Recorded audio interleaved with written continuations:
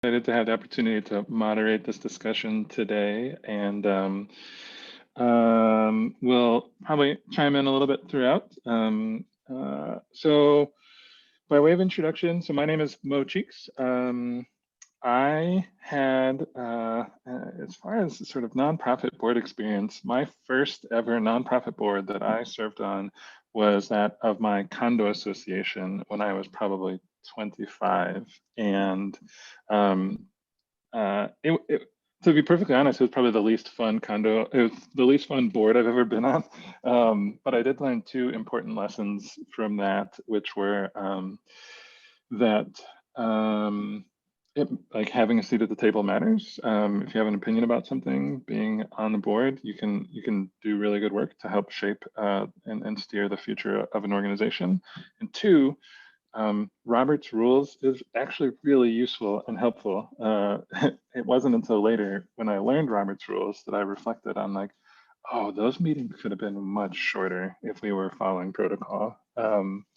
In any case, today, since then, I've served on probably close to a dozen nonprofits, mostly either local or throughout the state of Wisconsin. Today, I serve as president of the board for two nonprofits. One is 100 State, which is a co-working organization that has been around for about 7 or so years now. Obviously harder to do co-working in COVID times, but anyway, still going strong. And then the second is I helped to start a 501c4 nonprofit called Schools Make Madison Advocacy. We're the organization that was behind the advocating for the referendum, the two referendums actually that just passed in the spring to support the Madison schools. So yeah, most of my board experience has been supporting either nonprofit, either education work or entrepreneurship or education. Today I am by day, I work for a company called Civis Analytics, which is a data analytics firm that in my role, I specifically work with nonprofits at Civis. I get to work with nonprofits to help them target their audience and craft their message and measure whether or not their programs are effective and centralize their data to use data to help drive their decision making. So that's me. That's my background. That's sort of the history that I come to this with. I'm super excited for the conversation. Joyce, do you want to introduce yourself? Sure thing. I actually remembered to unmute this time. So my name is Joyce Deiter. It's great to be a part of this and see all of you. One of the reasons I love diving into nonprofits are all the great people that you get to meet. So I never knew Jay or Mo before today. So that's great. A little bit about my experience. And it was a little intimidating to be on this panel because I saw Betty and Jay's experience and felt a little bit inexperienced or amateur-like, but I do have lots of years of experience in sort of smaller fundraising, beginning with my kids. I have 3 boys and they were all Cub Scouts. So I was a Cub Scout popcorn kernel. Is anyone familiar with that? And that was the beginning. About the same time, I really dove into our school's PTO, mostly because I think I grew up watching my mom as a teacher not having a lot of resources in Chicago. And I thought the PTO that we created here was great because it was a great support for the teachers who, educators, live a very thankless job and life. So doing everything that I can for teachers was something that I committed to once we had kids. Bringing us through today in my professional career, I am a project manager, was a project manager, and was part of the board. There's a local chapter of the Project Management Institute. And so I dove into that. I'm sort of, if you haven't caught on yet, addicted to kind of volunteering because I think there's so much out there that we can be exposed to. But that brings me to today. For the last 5 years, I actually had to look this up because I always lose track, have been on the board of our local YWCA Madison. I think we have some awesome champions on here, I think. And that has been a really rewarding and fulfilling experience. And then I'm also new to the Wisconsin Chamber Orchestra board. So having a larger role as board chair of YWCA Madison has been awesome to see, but then also part of a lot of their fundraising efforts, which I think I see some people on here that maybe were a part of our circle of women, which I need to give all the credit to the staff at YWCA Madison for pulling that off. It's always incredible to see how, they're small but mighty, very resourceful. And then I feel like being as board chair, maybe it's time to it will soon be time to give someone else that opportunity. So looking further down the road, I have 2 kids who are musicians. And so the Wisconsin Chamber Orchestra, I love their mission of just using the transformative power of music to really bring it to all communities. So love being involved, love being a part of this panel, looking forward to learning from Mo and Jay here as well, and then maybe even some of you that are on the chat. Okay, thanks, Joyce. Yeah, it's been great to meet you as well as to meet Mo today and Jen. And thanks for everybody who's called in today to listen to our little talk. By way of introduction, again, my name is Jay Sekelsky, and I have been involved in the Madison community for, well over 20 years, I'd say, in terms of, trying to give back and trying to make our community better for everybody. For me, it really happened about, well, like I say, 20 plus years ago, where I kind of hit a wall. Now, I guess some people would say I was a bit of a workaholic. And being a workaholic, it led to less balance in my life than I wanted. So I decided, rather than just giving back by coaching youth sports, I also wanted to give back to the community. And so I met with Leslie Ann Howard of United Way, and one thing led to another. And I'm still involved with United Way. I'm on their board currently, and I've had many, many different roles at United Way, and I really believe in that organization as an example. But I've met a lot of other great organizations along the way. One of them being the Road Home, which was previously called Interfaith Hospitality Network. And Rachel Krinsky was the executive director when I joined, and then within 2 years she left and went to the Y. So I bet you know her, Joyce. And in any event, that may have been the first board I joined, but it also may have been the Wisconsin Alumni Association. I don't really recall which was first. I'd have to really think about that a little bit. But like Joyce, my wife has called me a professional volunteer. And I retired from Madison Investment Advisors about 2.5 years ago, where I spent about 30 years as an institutional money manager. My role when I left there was the chief investment officer. And I'm still very active in the investment community around Madison, though, as I'm part of a partnership that invests in early stage companies. I'm married, have 3 kids, and I'm currently on 3 corporate boards. One of them being a company called ECIO, which some of you may have heard of. They specialize in managing assets for nonprofits here in Madison. It was started by a former colleague of mine from Madison Investment Advisors. And that's a 3-person board. That's the smallest board I'm on. I'm also on, I think, 4 nonprofit boards right now, and one of them are in excess of 30 people on the board. So we have the boards range aside from 3 to 30 plus. Some of them are governing boards. Some of them are just simply advisory boards. Some of them, like the Road Home, when I first joined there, was a little bit more of a hands-on board. It has evolved to be more of a governing board today, though, which I'm happy about. So that's my story. And I think given the technical glitches in the time, we should probably move on to start answering some questions. So thank you. Sure. So obviously today, for this audience, we want to talk about the role that boards can play in having us in fundraising for nonprofits. So I've got some questions prepared. We can talk through that. Also, if folks have questions that they want to drop into the chat, we would welcome that as well.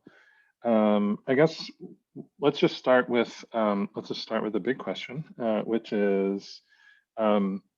On the nonprofit boards that you have served on, have you been asked directly to give? Either of you can take that. Why don't you start, Jay? Yeah, sure. Thank you, Joyce.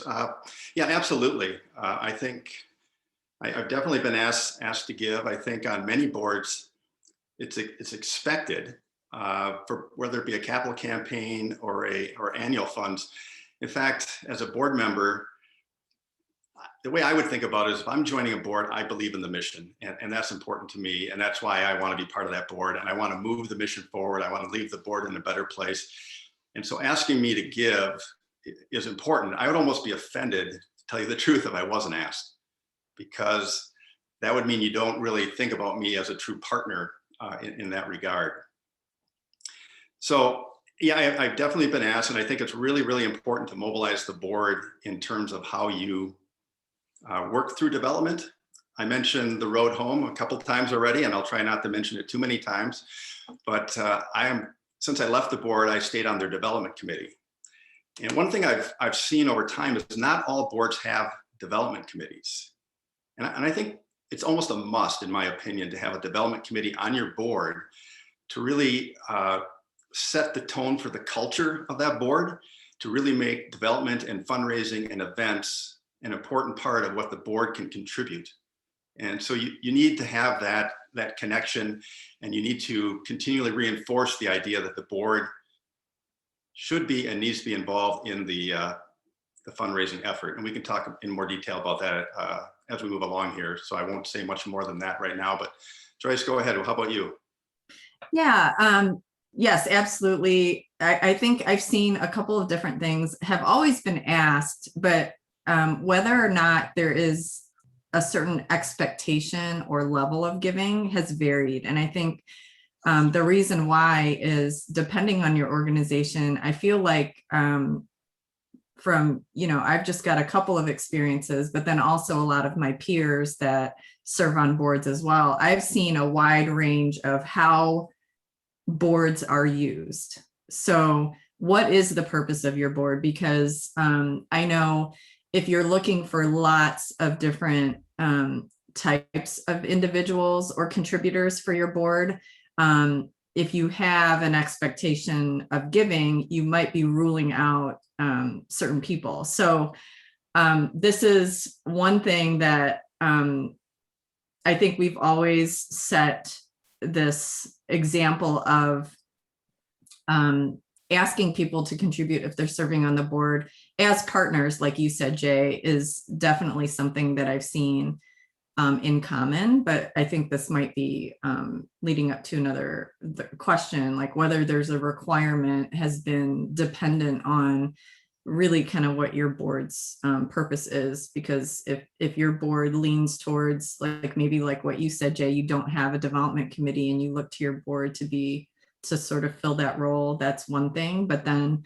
another thing that that I've learned over the years is when you sort of sign up for the board or a development committee or to be a partner with a nonprofit, you really kind of are looking, you're entering a long-term relationship. So instead of kind of like the one and done, and you think you can, be quick about it, really managing your expectations, like a lot of the relationships that you've built, it might be, 2 or 3 years down the line before you find people that will partner with you in that nonprofit space.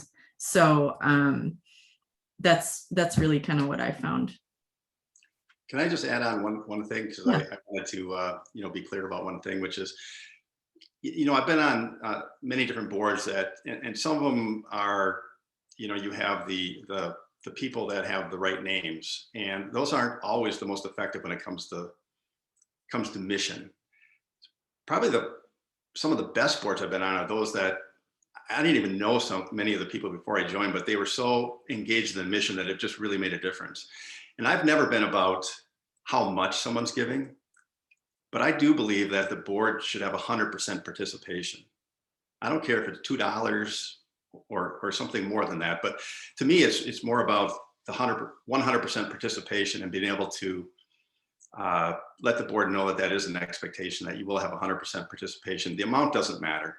It doesn't matter to me. I have no idea what other board members give. I don't really even care too much about the amount, but to have that connection with the board to the mission is really important. Yeah, there's probably some folks who are following along who are thinking, man, having 100% participation would be awesome. How do I get to that? How do I set that as an expectation?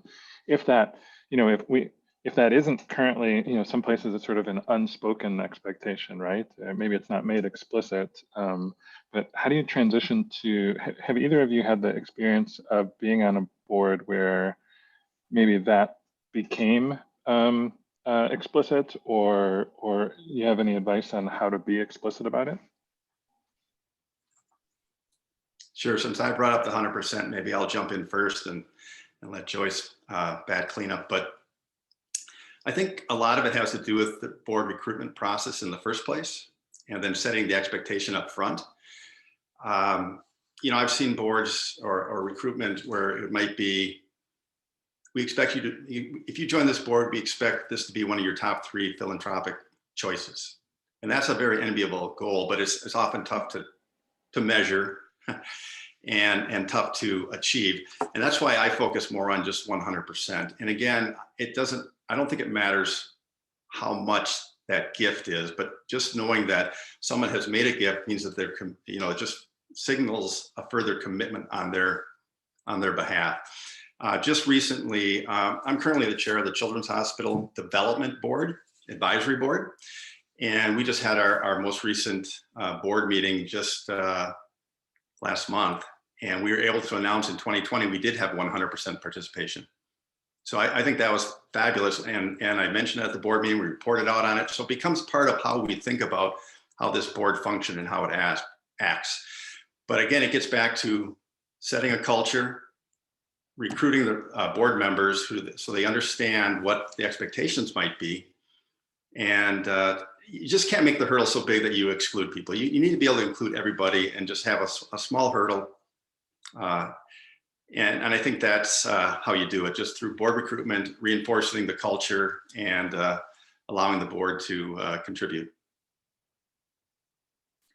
Yeah, I think this is a great point and kind of a delicate topic, because how is it any of our business to determine what level is appropriate or meaningful to a lot of the different board members who already are arguably giving us their greatest resource, which is their time.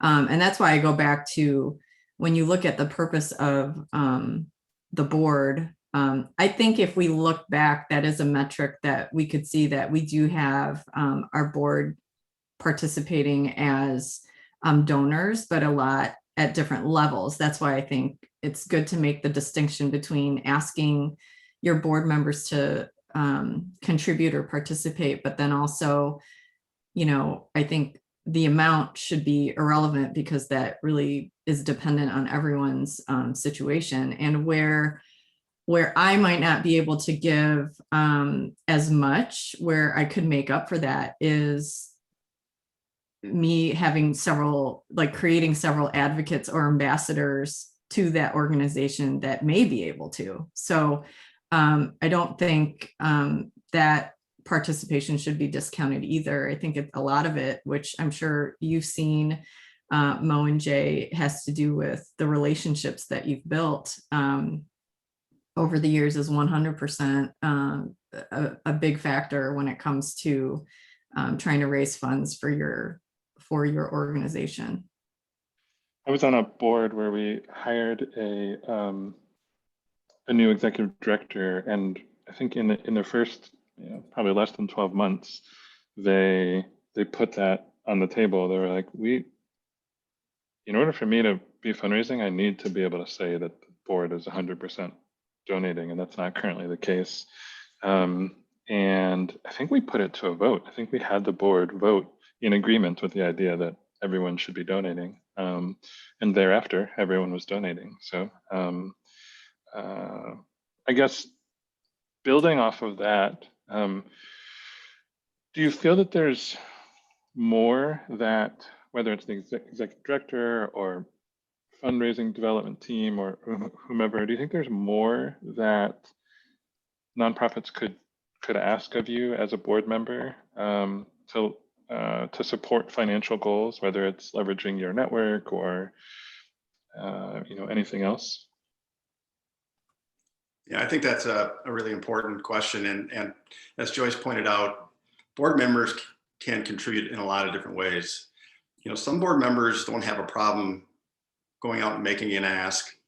Some board members aren't going to want to do that, and that's okay. You don't have to make the ask, but I think it would be incumbent upon a board member, or at least very helpful, if a board member can help with contacts, make introductions, maybe host an event without really making an explicit ask themselves. I've always viewed asking as something pretty simple, because if you make an ask, one of two things are going to happen. They're going to say yes, or they're going to say no. And then you don't take it personally either way, and you move on. So it doesn't have to be a Herculean effort to make an ask, but some people just do not want to do it. They don't want to be the person in the community when you see your phone's ringing and it's Ed again. He's going to ask for money. You don't want to be that person. So you do have to navigate that a little bit, and be somewhat delicate about how you go about it. But I think boards can contribute in a lot of different ways. They can make introductions, they can provide ideas, or they can make asks, or both, host events, lots of different ways to help with development.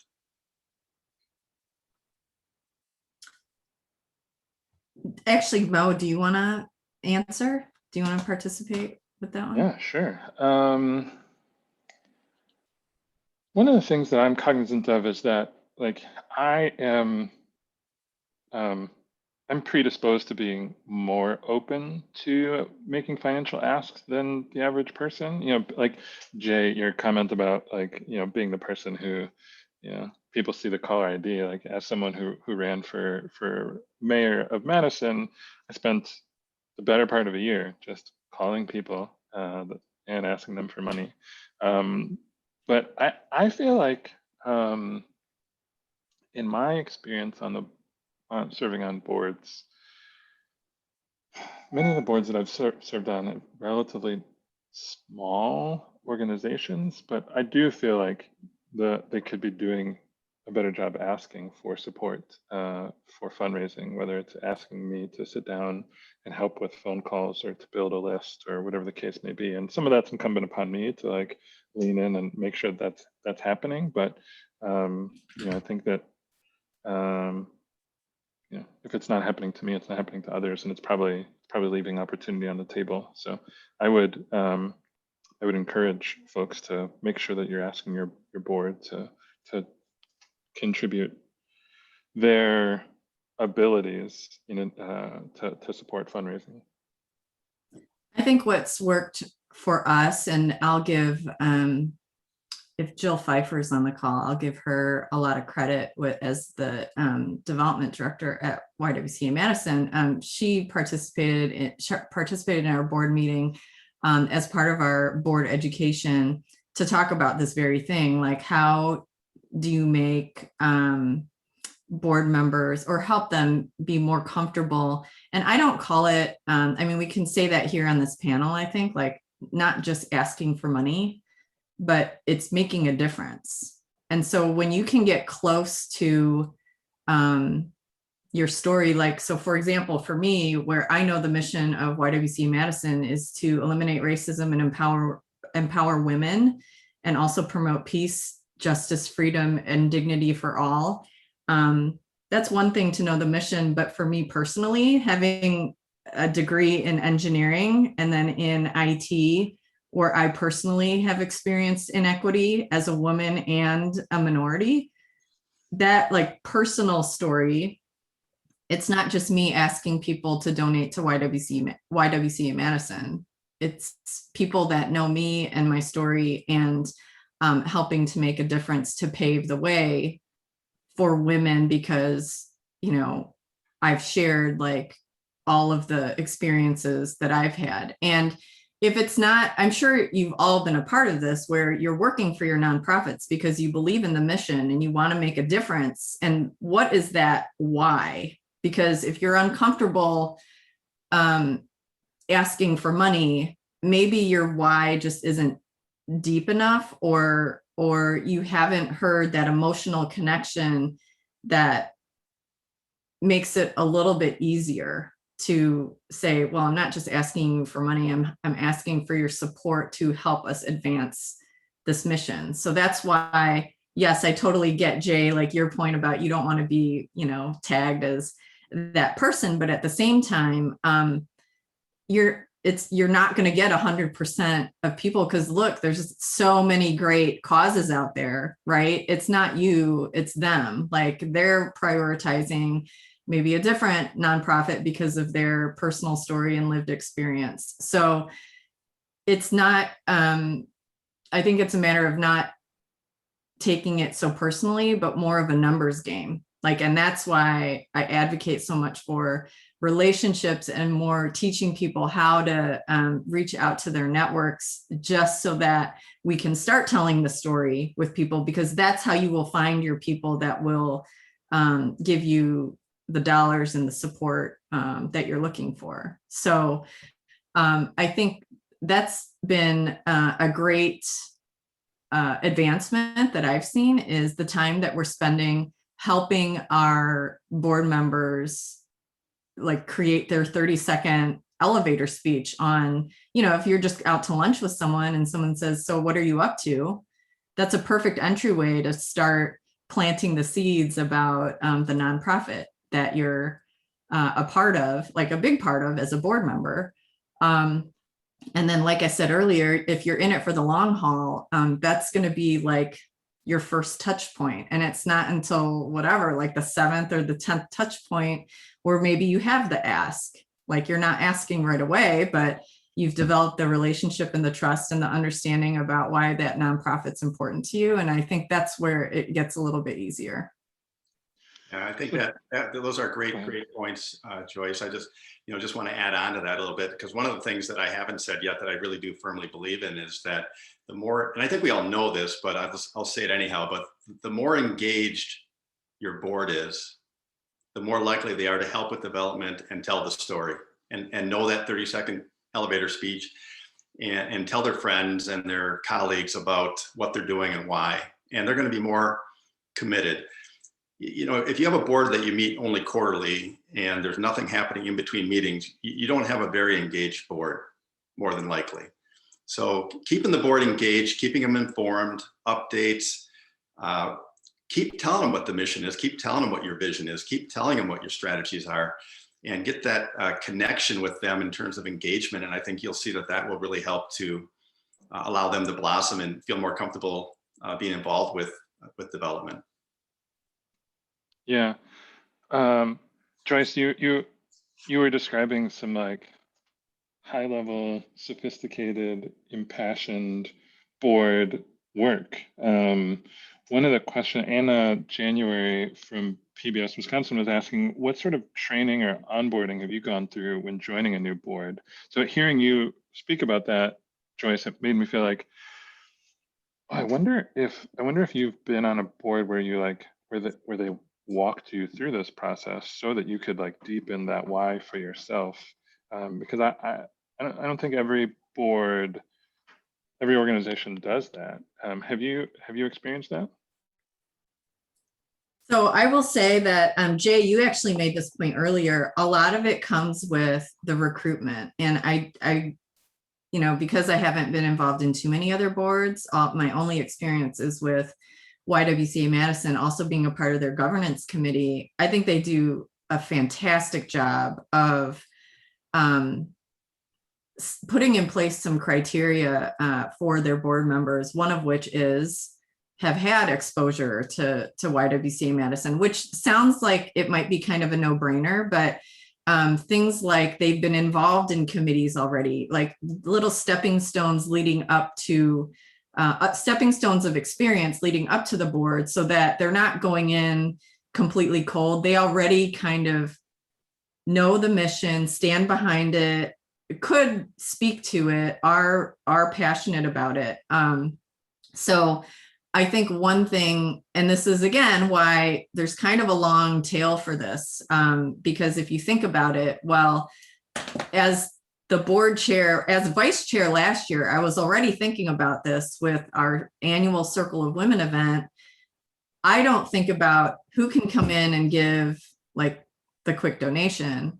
I think about who would actually be a candidate 1 or 2 years from now for the board. And those are the people that I try to get in the door so that they start understanding the story and the mission. But then to your specific question, Mo, about onboarding, yes, we do have like a specific orientation. And one thing, I'll be honest, that's been kind of hit or miss is we also offer mentors for our new board members coming in, so that I don't know how it works for everyone, but usually you're nominated to be a part of the board. But then we try to look for matchups if the new board member is interested and available, for them to have a mentor apart from their sponsor. So they almost have like a different perspective, so that it does feel like they're more engaged or invested, Jay, like you said, because if they feel like more of a closeness or comfortable with many different types or all the different board members, then hopefully they'll have a certain level of confidence speaking up in the board meetings, which can sometimes be intimidating when you're in a group of like 12 to 25 people. So I think the preparation for your board members comes long before they even join the board. I think it's all of the activities prior to that. And that's maybe, that's taking sort of, I think, like a more strategic view. And again, credit to Vanessa and her team at YWCA for really being very thoughtful about who they bring onto the board, because I do feel like our board is special, and we do act as kind of a family, and everyone knows we have each other's back. Everyone can speak very well to the mission. Everyone does support the mission, has served on committees very willingly. So those are kind of my 2 cents about onboarding and how you can better prepare your board. Yeah, I'll just add on to that as well, because I think you did a great job in answering that question, Joyce. I'm not sure I have too much to add, but I will say that I have seen boards that do new onboarding and some that do a really nice job with it. And as a new board member, I always appreciate the onboarding because it just gives you a certain level of comfort. I love having a board resource manual available to me as part of the startup that might have the bylaws, some prior minutes perhaps that you can go back and look at, any number of things that you could put in there that would be helpful for a new board member to really assimilate. And then the mentoring idea, I think, is great too. We're going to try that on a board I'm on currently. We haven't done it in the past, and I think that's going to be very helpful. The other thing I'd say is kind of flipping it a little bit is that something we did this past fall for the Children's Hospital Board is that we did board member check-ins. So one of the things I wanted to do when I started out as the board chair was really get to know each board member a little bit better, and then just talk to them about how they see their role on the board, how they feel like they're making a difference, where they think they can add value that they're not adding value currently, and any number of different things that we checked in with them on for about a 45-minute conversation. One of those areas that we talked about was development, but asking them where they thought they could contribute in terms of their time and energy. Could it be, just providing names? Could they host an event? What things might they be able to do in that area? So, annual check-ins with your board members is a really, really nice tool to allow you to keep that person engaged, learn more about them, perhaps put them in a better position to succeed and help your board, and also follow through on some development thoughts or ideas as well. That's a really good suggestion. I think I'm going to implement a board check-in. I took something away from this. Thank you. I just wrote that down too.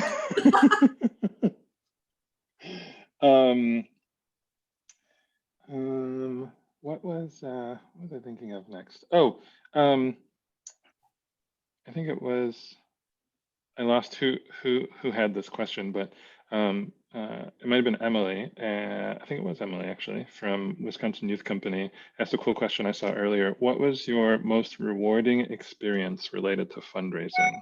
One of the reasons why I think this is a great question is because so often we think about fundraising as a scary, unfun sort of, you got to roll up your sleeves and just do it. But I think it's also important to acknowledge, like, it can be really awesome. It can be really rewarding and exciting and thrilling. And just curious to hear if anything pops to mind for either of you of a great experience you had. Go ahead, Jay. Okay, I'm going to give you a couple of real quick ones. Most recently, my wife and I were one of 3 couples that co-chaired the Ronald McDonald House capital campaign to effectively double the size of the house. Worked with the Hagenbarths and the Fladds, and John and Colleen were involved when the house was originally built 20 years ago, and they were the honorary chairs. But believe me, they were very hands-on. They weren't just the honorary chairs. But I think in about 18 months, we raised well over towards $9 million, got the project done, even had some the ability to buy some land next to the Ronald McDonald House to create a playground as well. So we had a 30+ member campaign cabinet. We had 100% participation. So it was a really rewarding experience. Worked with Mary Donahue on that project, and she just did a phenomenal job. But probably the one that's nearest and dearest to my heart, I said I wasn't going to mention the road home again, but here I go. When I first joined the board for the road home, they were working on a project called Housing and Hope. And it was a $4.5 million capital campaign. And it was, I think, around 2008, 2009, somewhere there. So it was right when the global financial crisis hit and became a really difficult time to try to raise money. And I joined the board kind of in the middle of this. And we were about 3/4 the way done. And we felt like we had exhausted every avenue to try to get this project done. So sadly, we were going to close the campaign and admit that we couldn't quite get it all done, but be happy that we got 3/4 of the money raised.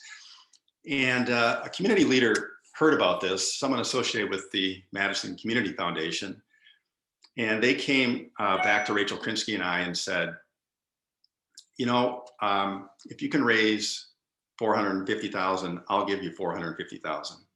That'll be the last $900 you need to get it done.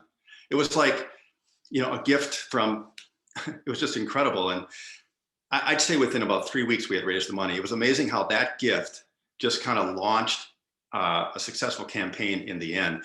And one of the techniques we used that I thought was really helped quite a bit was that we had a lot of, 5-year pledges for the campaign. We went back to the largest donors and asked each one of them to extend their pledge one more year. So if they're given $10,000 a year or $20,000 a year and they had done it for 5 years, let's do a 6th year. And we got 100% participation from that. And that's really what closed a significant part of that gap. So that was really exciting to have that happen when we thought we were down and out, and we got it done. So I was really happy about that. Thank you.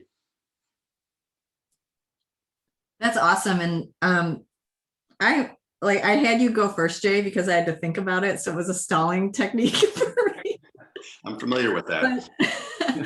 But I don't have one example. The one thing that I just want to share with all of you is that I recognize the work that you're doing is definitely not for the faint of heart. And I think you guys put a lot more in sweat equity, whether you're a volunteer or you're actually working for your nonprofit. And I think what I love about being a part of these committees or movements is it just proves to me over and over again that there are good humans out there. So it just really restores my belief in humanity, especially when there's a lot of, ugliness that can be out there.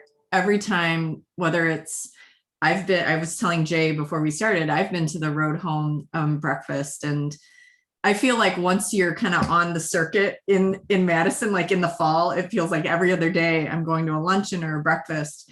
And I love to do it because I love to see the stories. I love to see all the people that are working tirelessly behind it. And it's so rewarding for me to be, even in the smallest way, a part of that, because you're truly doing the work for a lot of times people that just don't have the voice or don't have the resources.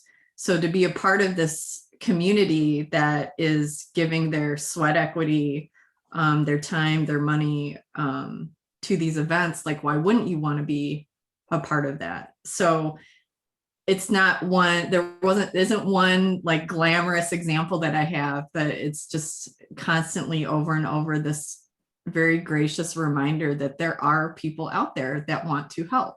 So that's all I have about that. Yeah. I have also done the road home breakfast. My wife and I found that to be super fun. But that unlocked a thought for me, which is I've been in a position where I've had a large number of people ask me, some who are relatively new to Madison. They say, how can I get involved, or what organizations should I support, or try to learn more about? And I always encourage them, specifically since going to this road home breakfast, I've encouraged people, find some annual events to go to. Like, do some research on organizations that you think might be interesting and put it on your calendar, go to their annual event. Such a great way to meet the people who care about your issue and to learn how the organization speaks about their issue, and maybe you'll decide you want to get involved and serve with them. Speaking of Mary Donahue, she asked a question I thought was really great, which was, are there things that we wish EDs or development directors would stop doing? So we've been speaking sort of in the affirmative of ideas of things that we like, or we've seen, or we enjoy. I would go first, but right now I'm stalling for you because I don't have an idea for this one yet. Are there things that if either of you have seen, that you would like to see not happen because you find it to be ineffective or something like that? Can I stall for a little bit? Yeah, go ahead. I'll try to improvise with an answer. Stalling for you guys. I think the one thing that would be beneficial is, I kind of see this in a couple of different organizations, is getting organized. Like, what is the strategy so that you're not constantly going to the same people or organizations, instead looking out 1 to 3 years and coming up with a better, like, are you going to hit them up on events and it's going to be event driven? Are you looking for more of a partnership? So I think sometimes it takes some organization and prep work, instead of just constantly, going out to the same organizations and having multiple asks. That might help you with that feeling that Jay mentioned earlier, where you feel like you're kind of constantly in this loop. So that, I don't know if that is really something you stop doing, but it's so hard to figure out the space that you're in, that I think it's like, maybe stop and take inventory first, and then come up with like the strategy of how you're going to approach the different relationships that you have. So I thought ideas that I can add on to that as well. Probably the most important being stewardship. I've seen too often that there's more desire to go out and find the newest donation or the newest gift, rather than stewarding the gifts that you've already received. And you need to retain your donors. We all know there's a lot of turnover of donors and it's hard to retain them, but if you stop and think about it, and if you can retain your donors and grow your donors, that's actually probably more fertile ground than trying to find new donors. And that would be one of the things I would say is that if an executive director or a development director were spending too much time on trying to attract new donors and forgetting about their current donors, they may lose their current donors and that may backfire on them. So I would love it if they could spend a little more time on stewardship, because I think that could really be helpful in terms of, you can't say thank you enough times, let's put it that way. And just, make the donor feel like they've made a difference. Keep them informed, let them know how their dollars are working for your organization and what a difference you're making. And if you stay in front of the donor and provide stewardship, I think that can go a long way to keeping that growth alive in terms of your development practices. Speaking of saying thank you, I should thank you both for your time today and thank everyone for showing up. I want to sort of riff off of a question that Francesca asked earlier and ask you to use it as sort of your closing comments. She asked, do you have any tips or strategies for engendering your board to get excited about fundraising? So sort of parting remarks on how to get your board excited about fundraising.